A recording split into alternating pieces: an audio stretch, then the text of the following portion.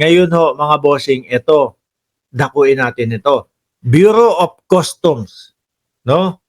Bureau of Customs, ay wala pa, wala pa. Sa Bureau of Customs ho, mga kababayan, ito yung balita, no? Ngayong araw. Ayan. Sabi dito, News 5, oh, search warrant versus Diskaya.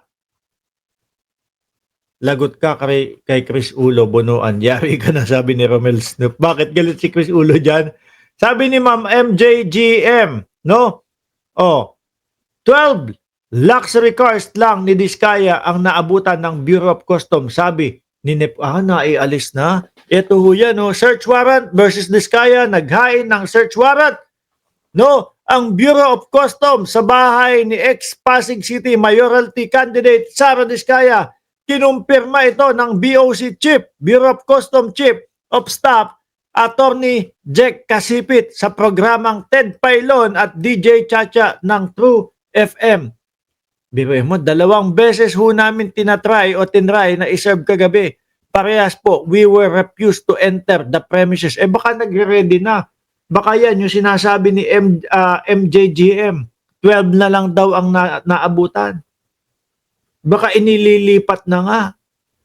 Makapal talaga ang mga muka ng Senador, Sir Mark, sabi ni Sir Henry Victorio. Sa pagdinig ng Senate Blue Ribbon Committee nitong Lunes, Setyembre 1, inamin ni Diskaya na mayroon siyang 28. Yun naman kay kay Julius Babaw naman.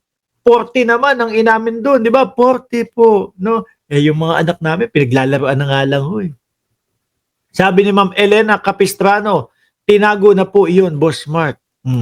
Kala ko ba, pinagmamalaki nila? Bakit? Nabunyag din sa pagdinig na mayroon siyang na construction firm na nagbibid sa mga proyekto ng DPWH. Ngayon, ayan, ano kaya ang makikita doon? No? Ano kaya ang, bakit nila tinatago? Noong una, pinagmamalaki nila kaso, syempre, check-checkin na ho yan mga yan, mga boss. Baka yung iba, mga palusot from custom. Yung iba, hindi binayaran ng tamang buwis. Diba? Kaya ganyan. Nilipat ata siguro sa ibang bahay yung mga kotse. Lalo silang lalo silang maiisipan na meron silang itinatago. Sabi ni Sir Max Safe, mahilig palang manood to si Max Safe ng Gun in 60 Seconds, ni Nicolas Cage. Diba? Mas lalo silang pag-iinitan kung ganun ang gagawin at 12 lang yung iiwan nila doon. Siguro, yun lang ang kompleto papeles, mga kababayan. Kasi naman, kung di ako nagkakamali, si Senator Tito Soto, nabanggit niya kasi yun na yung ibang pinagkukuhanan ng auto o sasakyan, mga bossing, ng mga Diskaya, ay parang may mga kaso na tawag ito, nag-i-import ng mga, kumbaga, yung may problema sa mga tax, etc., etc. Ganon. Boss Mark, sundang po yung CCTV, makakuha ka po. Saan tinago po? Tignan natin kung magagawa nila yun. Pero diyan sa pagkilos pa lang nila yan, tas itinago yung iba, ilang interview na, 40 doon sa interview, 28 doon sa investigasyon sa Senado, tapos 12 lang papakita nila. Mas questionable sila doon.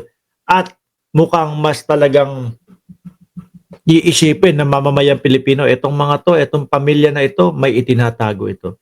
Hindi kaya nilagay sa bodega ng mga kaibigan o kamag-anak na may bodega? Pwede din, no?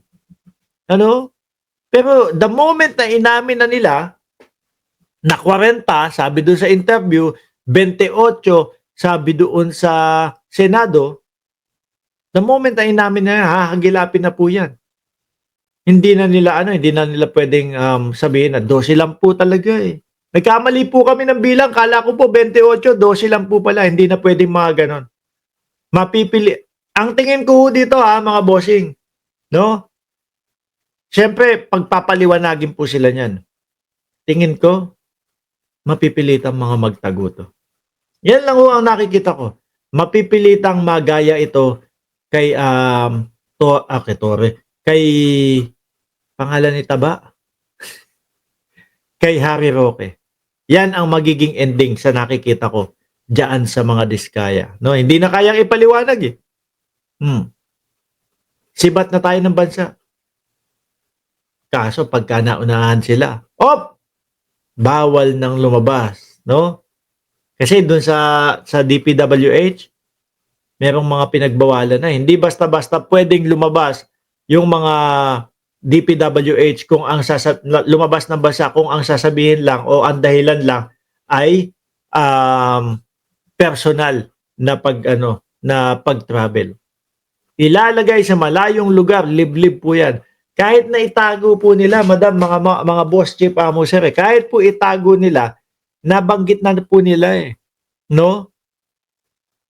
Makukulong lang sila at makukulong kapag kaganyan, mga kababayan. Pwede namang file na ng kaso para mapilitang ilabas kasi may video naman sa interview. Anyway, mga boss, chief, amo, sir, 1,400 viewers. Ilan ang like natin? Kayo ha? Nagtatampo ako sa inyo. Joke lang. Okay. Hindi naman sa pilitan ng pagla-like dito, no? Ang like natin ay umabot ng 100. Grabe kayo. Ilan ang like natin? 772. Hindi nyo pa pinaabot ng 1,000. Anyway, maraming salamat mga boss, chief, amo, sir. Mamayang gabi, naka-live tayo. Ganap na alas 8 ng gabi, mga bossing, chief, amo, sir. Muli po, maraming salamat and God bless po sa ating lahat.